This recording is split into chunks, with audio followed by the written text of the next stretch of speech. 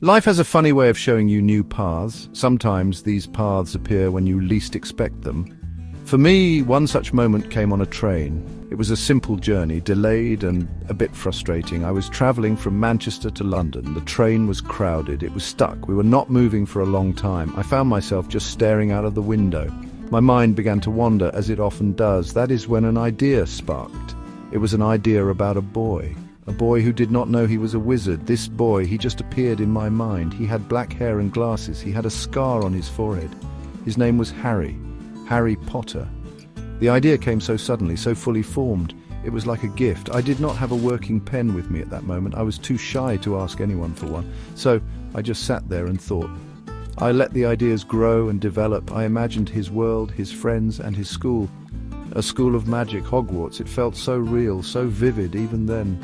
That train journey was long. It was 4 hours of delay, but those hours were not wasted. They were filled with this new, exciting world. I thought about the characters. I thought about the story. I thought about good versus evil. These themes were already forming. I knew this was something special, something I had to write. The feeling was strong. It was a pull I could not ignore. It was a story that wanted to be told, and I felt I was the one to tell it. Looking back, that delay was a blessing. It gave me quiet time to think. It allowed this magical world to take root in my imagination. Sometimes the biggest inspirations come from unexpected moments. They come from delays or detours in our plans. We just need to be open to them. We need to listen to those quiet whispers of creativity. For me, it was a boy wizard on a delayed train. That was the very beginning of a very long journey, a journey that would change my life forever. Life after that train journey was not easy. I moved to Porto in Portugal to teach English. I got married. I had my wonderful daughter Jessica, but my marriage ended. I returned to the United Kingdom with Jessica. I chose to live in Edinburgh, Scotland, near my sister. I was a single mother. I had no job. I was living on state benefits. It was a very difficult time. I felt like a failure. I worried constantly about our future, about providing for my little girl. Despite the hardships, Harry was still with me. His story was my escape. It was my secret comfort. I would write whenever I could. Often this meant writing in cafes. I would put Jessica in her pushchair. I would walk her until she fell asleep. Then I would rush to a cafe. I would order a single coffee. I would make it last as long as possible, and I would write. I wrote in notebooks, scribbling down chapters, filling page after page with Harry's world. Those cafes became my office. The staff in some cafes got to know me. They saw me there every day. They saw me with my baby daughter. They saw me writing furiously. They were kind. They did not rush me out. They let me sit and write for hours. This was so important. It gave me a space to create. It allowed me to build Hogwarts brick by brick. It allowed me to develop the characters. Ron and Hermione became Harry's best friends. I poured all my energy into this story. It was my passion. My daughter was my biggest motivation. I wanted to build a better life for her. I wanted to show her that dreams can come true, even when things seem very dark. Writing was my way of fighting back. It was my way of holding on to hope. I wrote with a fierce determination. I believed in Harry. I believed in his story. I had to finish it for myself and for Jessica. It was more than just a book. It was a lifeline. It was a promise of a brighter tomorrow. During those difficult years, I also battled depression. It was a very dark period in my life. Being a single parent with very little money was hard. The future felt uncertain and frightening. The feelings of failure were overwhelming at times. Depression is like a dementor. It drains you of happiness. It drains you of hope. It makes everything feel cold and grey. It is a terrible thing to experience. It whispers that you are worthless. It tells you that things will never get better. Writing became a kind of therapy for me. When I was creating Harry's world, I could escape my own troubles for a while. I could focus on his challenges instead of mine. The Dementors in the Harry Potter books are a reflection of this. They are a metaphor for depression, the feeling of coldness, of all happiness being sucked away. That is what depression felt like to me. So I wrote about it. I gave that feeling a physical form. I wanted to show what it was like. It took a lot of strength to keep going. Some days it was hard to even get out of bed. But I had my daughter. She needed me, and I had Harry. His story needed to be told. So I fought. I sought help. I talked about how I was feeling. This is so important. If you are struggling, please reach out, talk to someone. There is no shame in admitting you need help. It is a sign of strength, not weakness. It is the first step towards healing. The experience of depression taught me a lot. It taught me about resilience. It taught me about the importance of hope. Even in the darkest of times, there can be a light, a Patronus, if you will. For me, writing was a part of my Patronus. It helped me fight back the Dementors. It helped me find my way through the darkness. It showed me that even when you feel lost, you can still create something beautiful, something meaningful, something that can bring light to others too. After I finally finished the manuscript 4, I was so excited. I truly believed in the story. I felt it was something special. I typed it out on an old manual typewriter. It took a long time. I made 2 copies. I could not afford to make more. Then I started sending it to literary agents and publishers. I was hopeful. I thought someone would see the magic in it. I thought someone would want to share it with the world, but the rejections started coming in. One after another. Some were polite, some were not. Some just sent the manuscript back without a word. Each rejection felt like a blow. It was disheartening. It made me doubt myself. It made me doubt the story. Was I wrong? Was Harry's world not as magical as I thought? It is hard to keep believing when so many people tell you no. It chips away at your confidence. It makes you want to give up.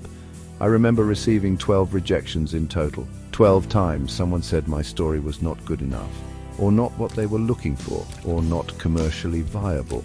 One publisher even said it was too long for a children's book. Another said children's books do not make money. It was a constant stream of negativity. It would have been easy to put the manuscript in a drawer, to forget about Harry, to accept defeat. Many people would have given up, and I considered it many times, but something inside me kept pushing. A small voice that whispered, "Try one more time." My love for the story was still there. My belief in Harry, Ron and Hermione was still strong. I'd poured so much of myself into that book. I could not let it die without a real fight. So I picked myself up after each rejection. I took a deep breath and I sent it out again. This persistence, this refusal to give up, was crucial. It was the only way Harry would ever see the light of day. After so many rejections, I was close to losing all hope. It felt like every door was being slammed in my face, but then something wonderful happened. One of the agents I had sent the manuscript to was Christopher Little. He had initially rejected it, but he decided to give it a try with a publisher. He sent the first 3 chapters to Bloomsbury Publishing, a small, independent publisher in London. I did not expect much. I'd been disappointed so many times before. At Bloomsbury, the manuscript landed on the desk of Barry Cunningham. He was the head of children's books there. He was looking for new stories. He decided to take a chance on Harry, but the real magic happened with his 8-year-old daughter, Alice. Barry gave the first chapter to Alice to read. He wanted to see what a child thought of it. Children are often the best critics. They know what they like. They are honest. Alice read it, and she loved it. She immediately asked for the next chapter, and then the next. She was captivated by Harry's story. She could not get enough of it. Her enthusiasm was infectious. It convinced her father that this book was something special. A child's genuine love for the story was the key. It was Alice's yes that really opened the door for Harry Potter. It showed that the magic I felt was real. It could connect with young readers. This was the breakthrough I'd been dreaming of. Bloomsbury offered me a small advance. It was not a lot of money, but it meant the world to me. It meant that Harry Potter would be published. My book would be a real book. People would be able to read it. I was overjoyed. It was a moment of pure happiness. After all the struggles, all the rejections, all the doubts, finally someone had said yes. It was a reminder that you should never give up on your dreams, even when it feels like no one else believes in them. Sometimes all it takes is one yes. Section 6. The Boy Who Lived Finds His Way.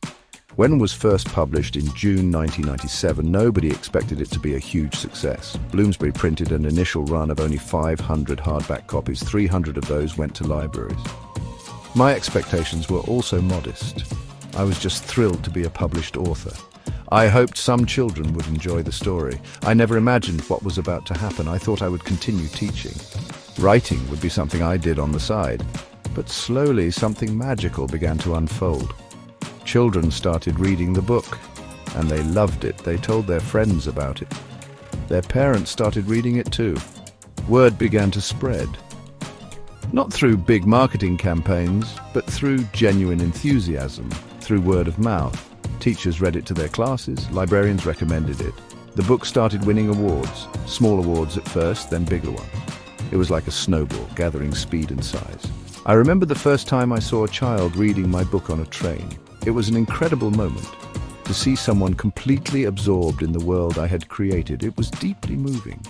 The early success was gradual, but it was steady. It felt organic and real.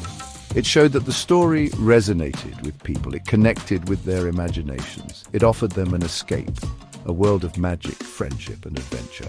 A world where good fights against evil. The success was not just in the UK. Soon publishers in other countries became interested. Scholastic in the United States bought the rights. They published it as. The book started to travel around the world. Harry was finding his way into the hearts of children everywhere. It was amazing to watch. It was more than I had ever dared to dream. My life was beginning to change in ways I could not have foreseen, all because of a boy wizard with a lightning bolt scar. Section 7. A whirlwind of magic Pottermania sweeps the globe. As more Harry Potter books were released, the excitement grew. Each new book launch became a major event. Children and adults, too, would queue for hours outside bookshops. Sometimes they would queue overnight. They dressed up as their favorite characters. They eagerly awaited the next installment of Harry's adventures. It was incredible to witness. This phenomenon became known as Pottermania. It swept across the globe. It was a whirlwind of magic. The books were translated into dozens of languages. Harry Potter became a hero to children in almost every country, from England to Japan, from Brazil to Australia. The stories transcended cultural barriers. They spoke a universal language of courage, friendship, and love. The themes resonated deeply with readers of all ages. It was no longer just a series of books. It was a cultural touchstone. It brought people together. It created a shared experience for millions. Then came the movies.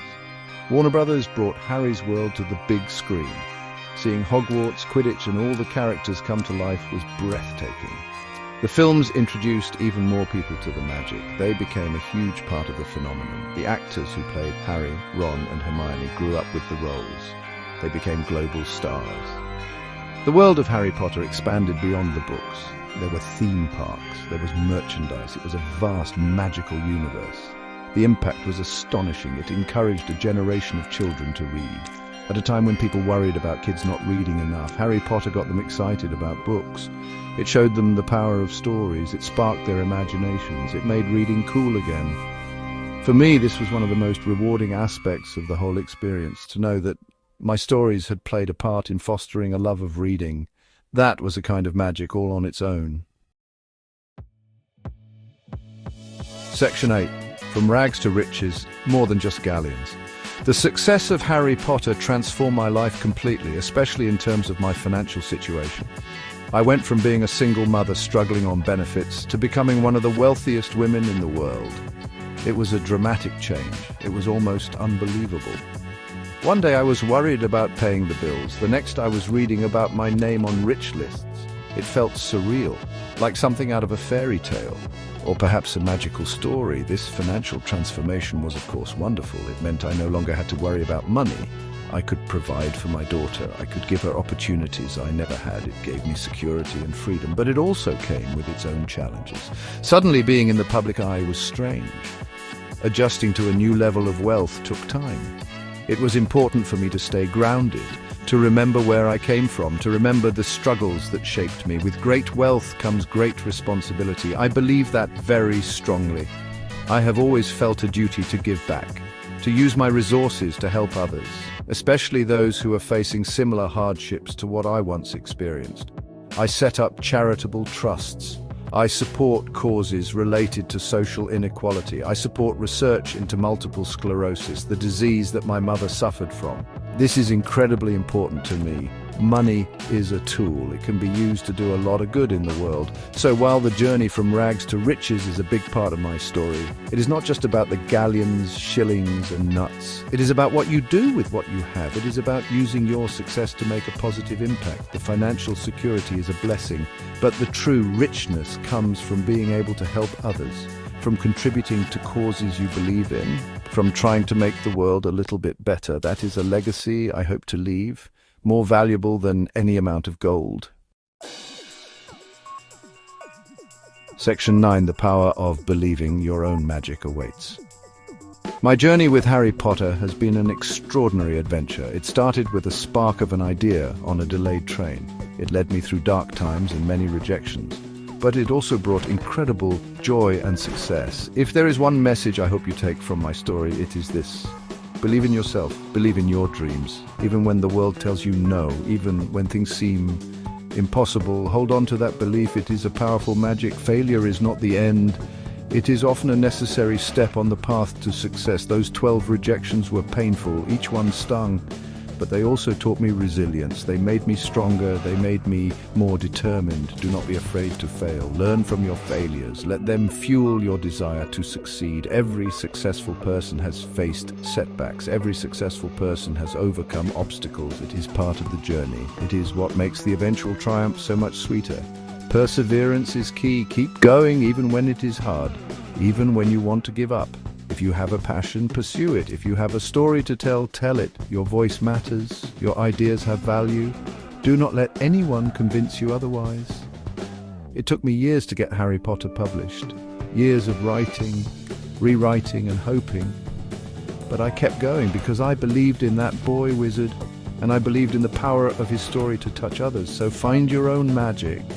It might not be a wizarding world, it might be something completely different, but we all have something special within us.